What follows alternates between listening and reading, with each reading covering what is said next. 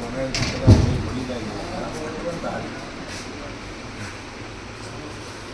સાહેબને કીધું તમે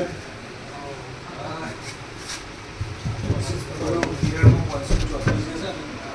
એટલે કદાચ એવામાં મેળ પડી જાય એ આગું બધું થાય અમારે 527 કીધું આ મળી જાય તો થોડી બેનિફિટ લઈ જાય ઇમરજન્સીમાં કોકના જોડે ના આપવા હા બરાબર